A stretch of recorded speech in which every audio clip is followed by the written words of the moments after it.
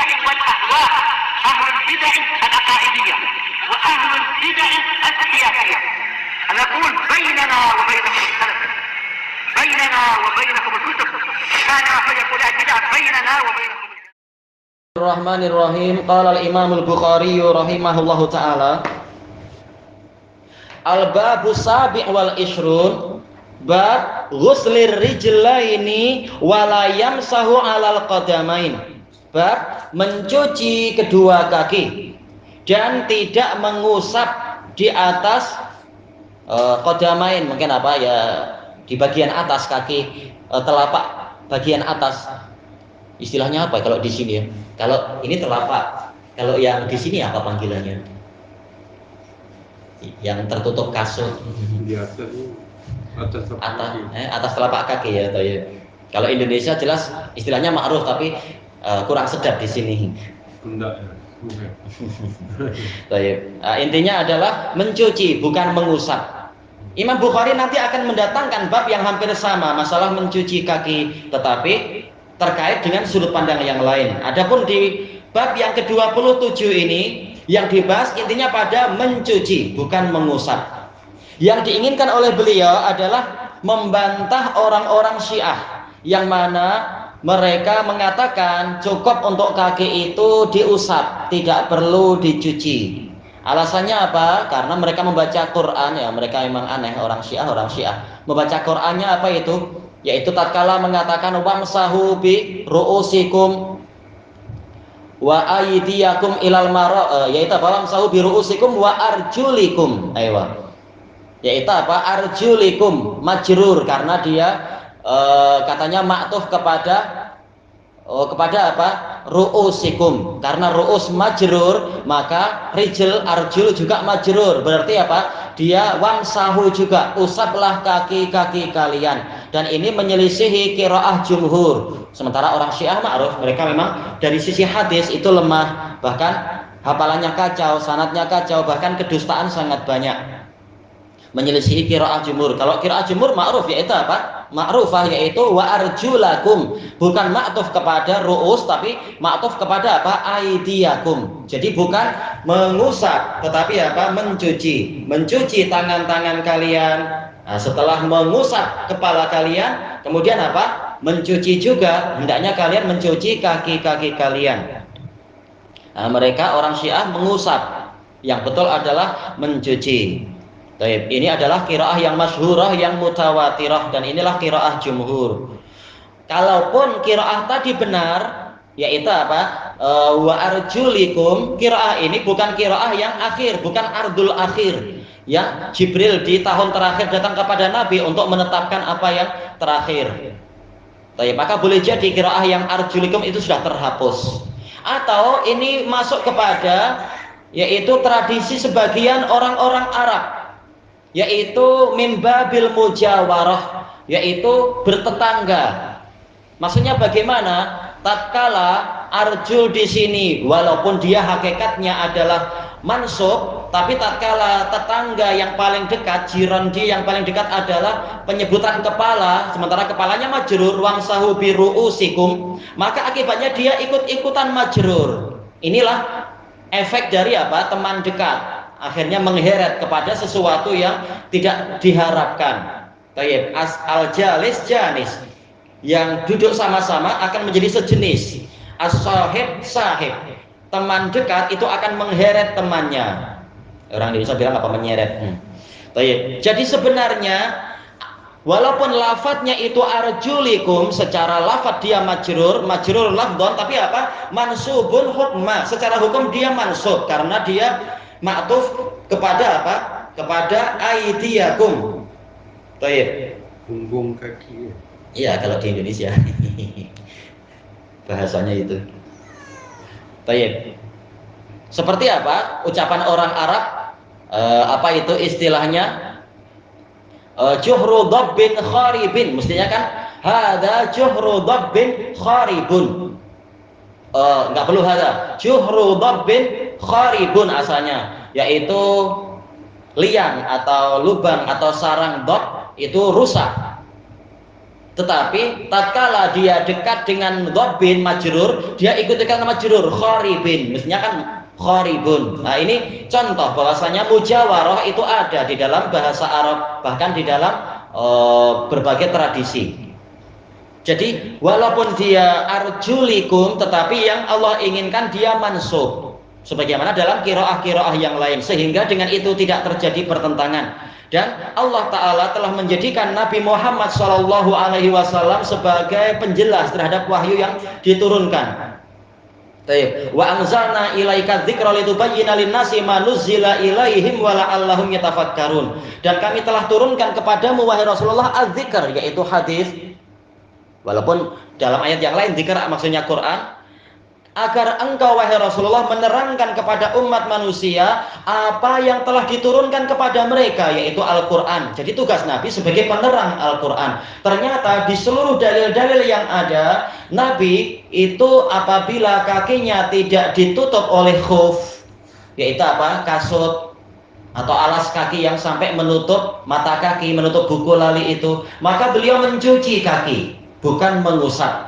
Beliau hanya mengusap apabila memakai khuf. Min babi apa? Ar-rukhsah, keringanan. Karena yang namanya melepaskan khuf ini tentunya menimbulkan masyaqqah, kesulitan. Kemudian demikian pula yang masuk dalam istilah khuf, yaitu tasakhin, penghangat-penghangat. Mungkin apa itu?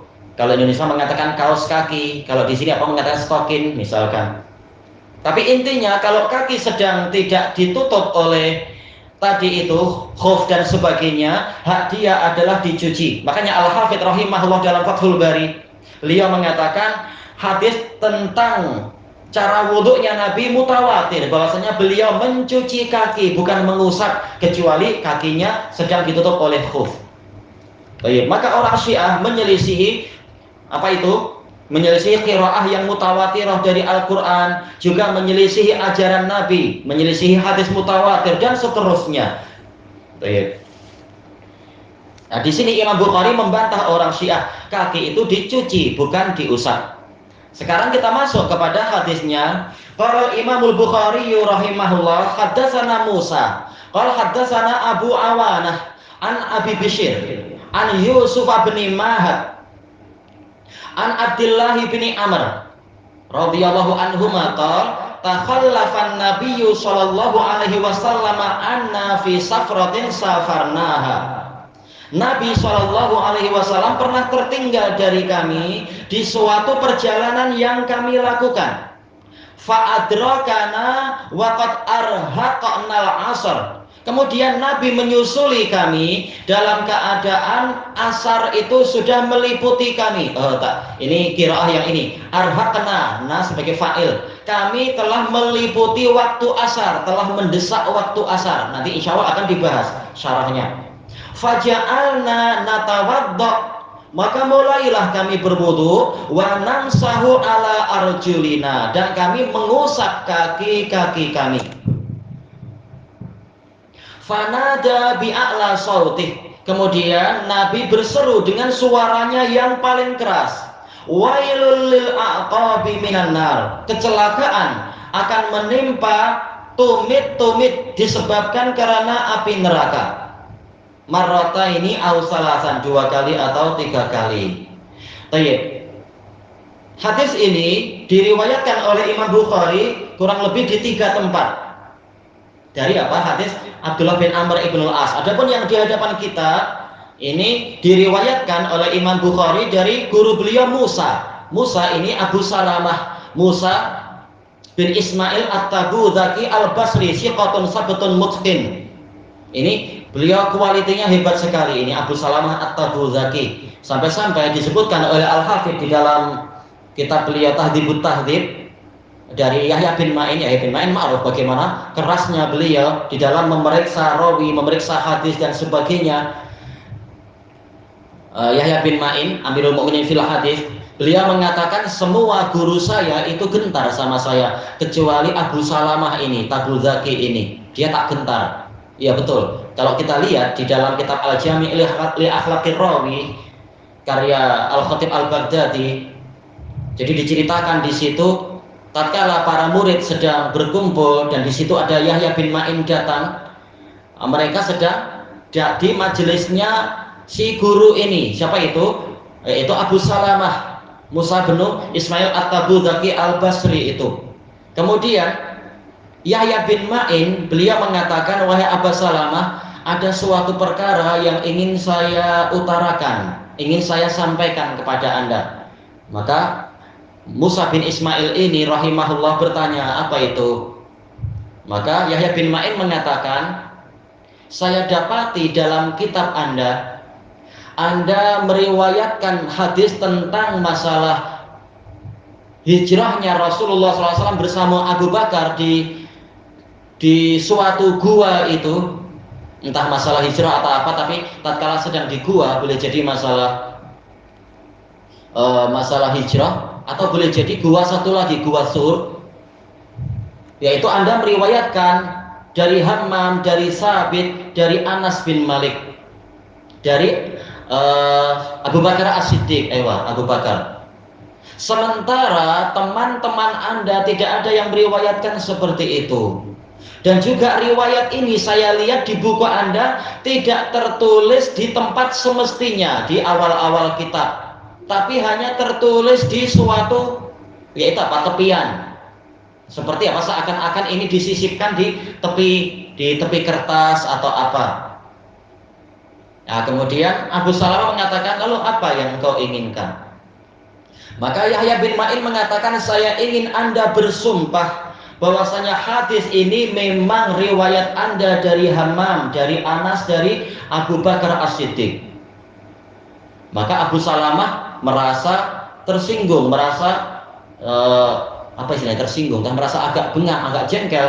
Di hadapan orang banyak beliau dicurigai sampai disuruh bersumpah. Padahal apa? Beliau tak suka. Beliau bukan orang yang bermudah-mudah bersumpah. Orang yang sitoh tanpa bersumpah pun asal ucapannya adalah ucapan yang jujur. Kalau tak, bukan sitoh namanya. Tapi beliau sampai ditutup sumpah oleh Yahya bin Ma'in. Maka beliau mengatakan, istri saya talak 3 apabila saya tidak mendengar hadis ini dari Hammam. Menunjukkan apa? Memang beliau betul-betul bersumpah bahwasanya memang beliau mendengar hadis ini dari Hammam. Dan saya tidak akan mau bicara dengan dirimu lagi. Wah, marah, cikgunya marah kepada muridnya ini. Yang niat Yahya bin Ma'in baik, yaitu agar betul-betul memeriksa hadis.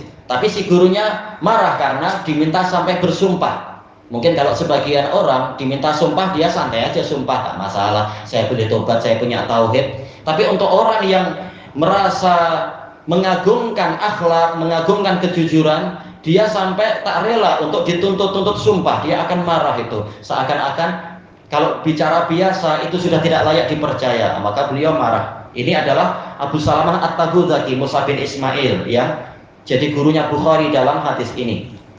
Tayyibal haddatsana Abu Awanah. Abu Awanah di Tabaqat top gurunya, yaitu siapa nih, kakek gurunya Imam Bukhari. Ini adalah Abu Awanah adalah siapa? Itu Waddah bin Abdillah al-Yashkuri al-Wasiti, siqatun, sabetun. Bahkan apa? Kitab beliau itu lebih hebat daripada hafalan Syu'bah. Bahkan hafalan beliau itu mampu menyaingi Sufyan Ats-Tsauri, disebutkan di dalam biografinya. Ini ulama yang hebat sekali memang. Waddah bin Abdillah al-Yashkuri. An Abi Bishr. Abi Bishr ini Ja'far bin Iyas al-Yashkuri juga, al-Wasiti juga.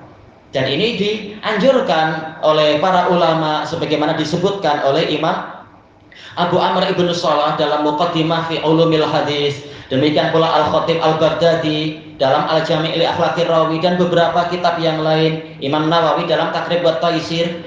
Jadi secara adab hendaknya murid seseorang sebelum dia belajar melanglang buana ke tempat-tempat yang jauh, dia belajar dulu kepada ulama di negerinya. Nah, kita susahnya adalah belum tentu di suatu negara itu ada ulama, apalagi negeri ya. Tapi kalau ada, maka apa? Sebagai bentuk adab, jangan cari yang jauh-jauh dulu, cari yang dekat dulu, ambil ilmunya sesuai dengan yang Allah Ta'ala kehendaki, kemudian melanglang buana. Bukan berarti 20 tahun di sini terus, tidak demikian. Tapi paling tidak kita sudah sempat belajar ke guru kita ya, ke guru yang dekat itu.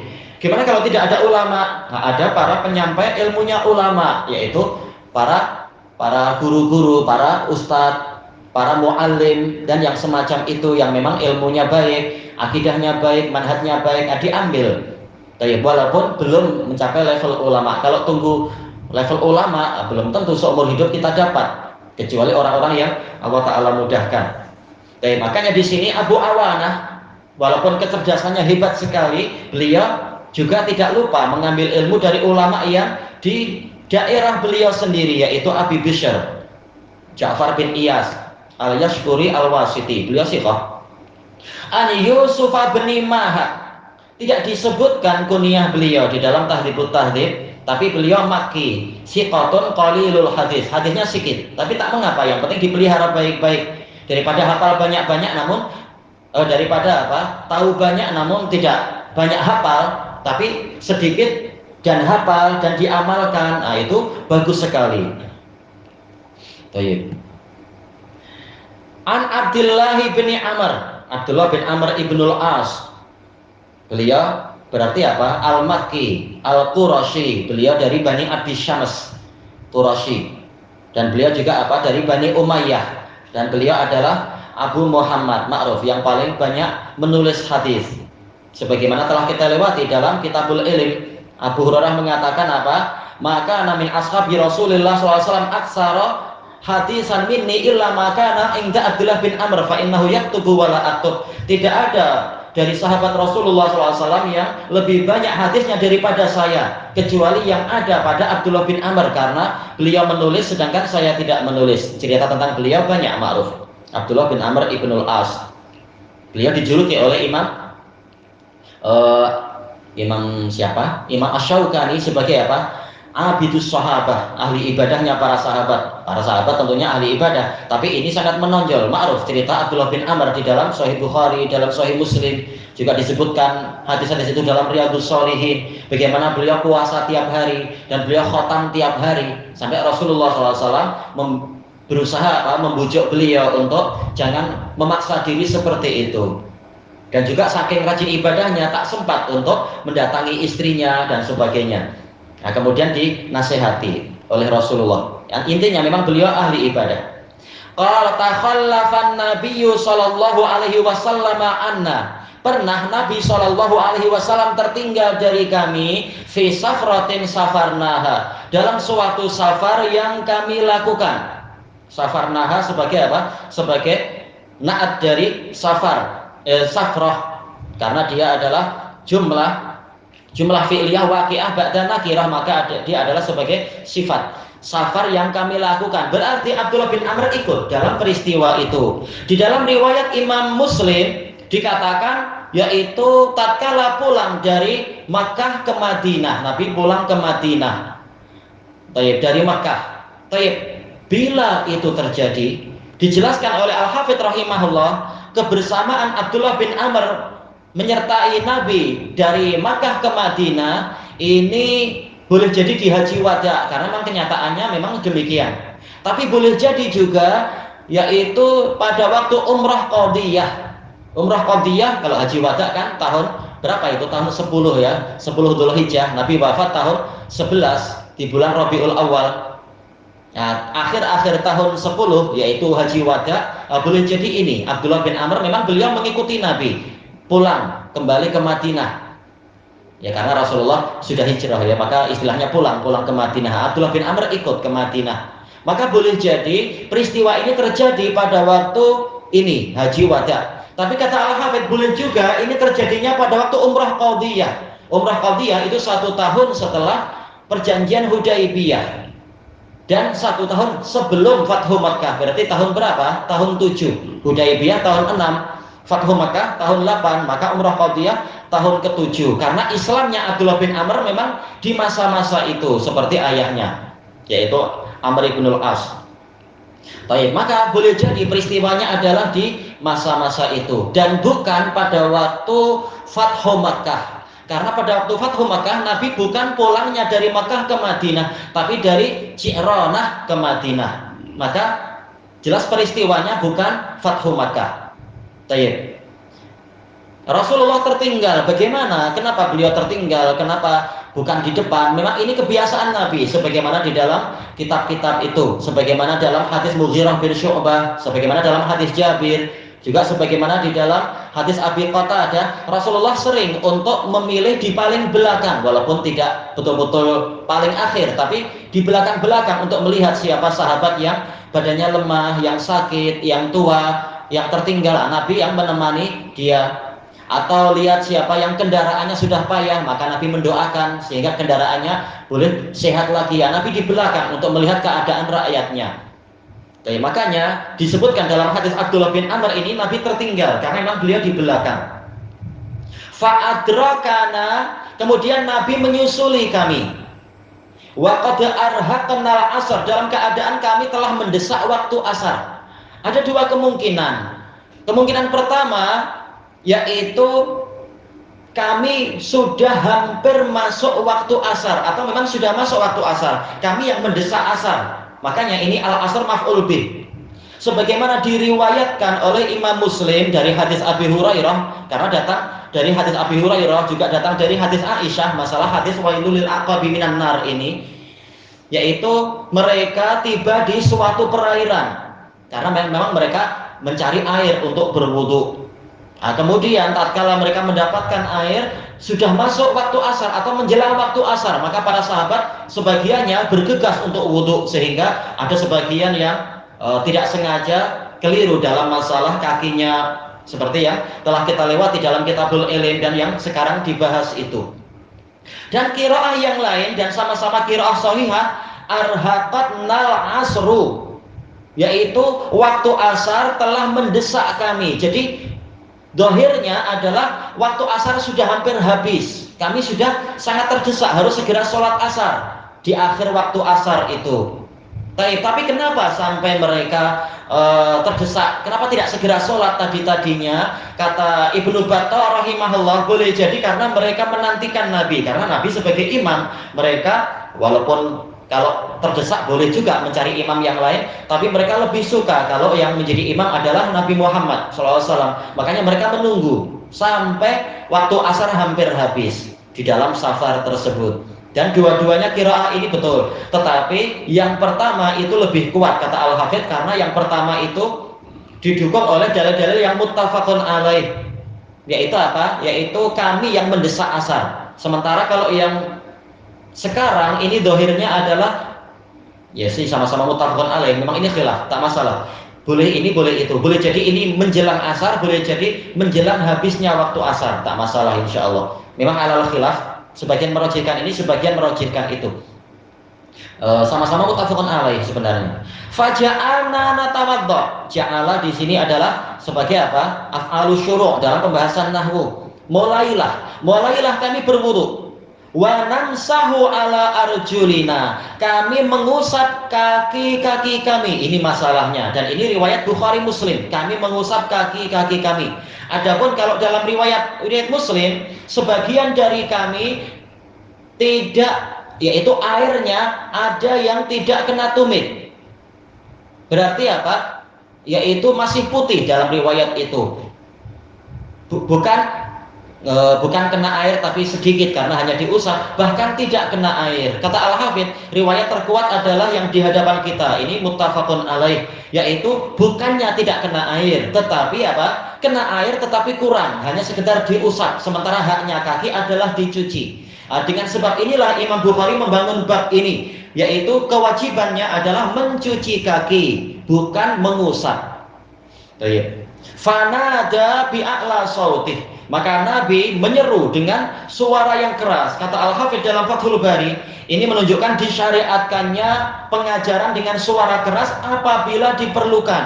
Dan telah kita lewati penjelasan dari Al-Karmani dan lain-lain bahwasanya yaitu apabila melihat kemungkaran. Demikian pula dijelaskan oleh Ibnu Battah di dalam Syarah Sahih Bukhari beliau, kalau seorang mu'alim atau seorang alim atau yang lainnya mengetahui adanya kemungkaran, maka untuk memberikan peringatan boleh dengan apa? Suara keras, walaupun dengan suara lembut pun mungkin. Tapi perbuatan Nabi menunjukkan itu boleh sesuai keperluan. Kalau perlu keras, bukan karena benci, bukan karena ingin mencaci maki, ingin menyakiti hati, bukan, tapi sebagai peringatan, ini bahaya.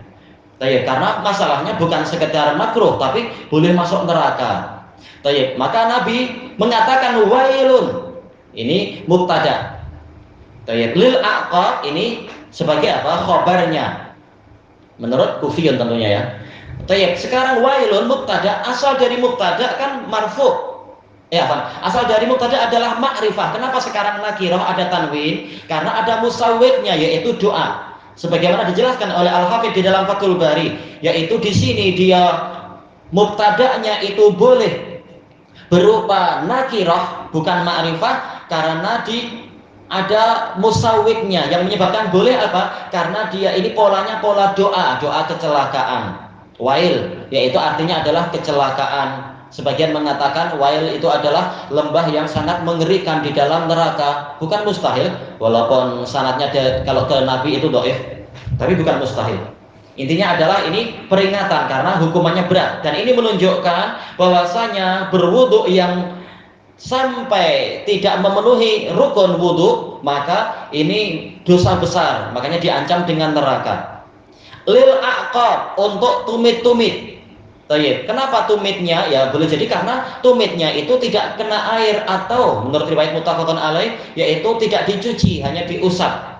Sehingga apa? Dia kena api neraka. Sebagaimana api neraka itu diharamkan untuk memakan anggota wudu. Sekarang anggota sujud ya. Yaitu apa? Air wudu itu memadamkan siksaan. Katakanlah ada sebagian air wudu yang tidak sah, maka boleh jadi bagian itu akan disiksa.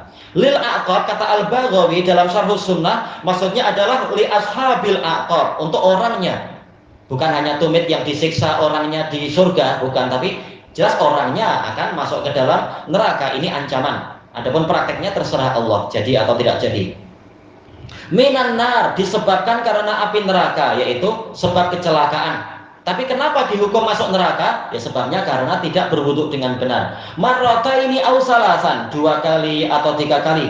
Kata Al-Karmani ini menunjukkan yaitu disunnahkan mengulang 2 kali atau 3 kali di dalam peringatan agar dipahami. Dan ini telah kita lewati dari kalam Al-Hafidz di dalam Fathul Bari tatkala membahas Kitabul Ilm. Tayyib ilahuna wallahu a'lam. Subhanakallahumma wa bihamdika la ilaha illa anta astaghfiruka wa atubu ilaik. Alhamdulillahirabbil alamin. Jazakumullahu khairan.